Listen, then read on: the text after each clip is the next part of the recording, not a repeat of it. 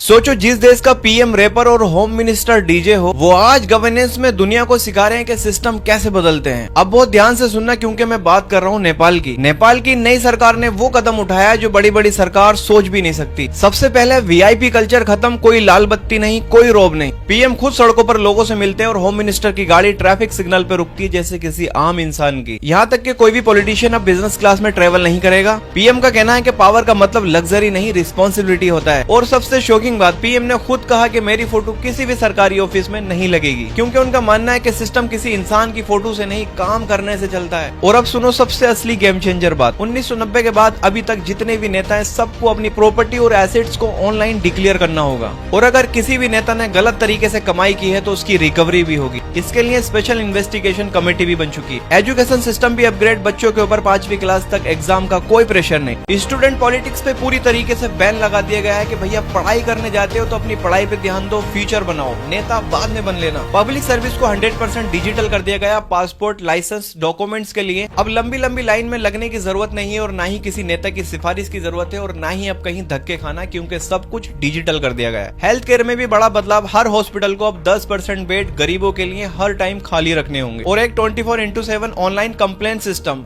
Issue डालो तुरंत action. और सबसे ट्रांसपेरेंट मूव, सरकार ने अपना पूरा 100 दिन का एक्शन प्लान ऑनलाइन डाल दिया है। कौन सा काम चल रहा है, कौन सा काम बाकी है, सब कुछ जनता के सामने। अब सवाल सिर्फ यहाँ पर नेपाल का नहीं है, सवाल ये है कि जब छोटा सा देश कर सकता है तो बड़े बड़े देश क्यों नहीं। आप लोगों को क्या लगता है कि ऐसा सिस्टम हमारे देश में भी पॉसिबल है, या फिर अच्छे दिन सिर्फ हमारे लिए एक सपना है?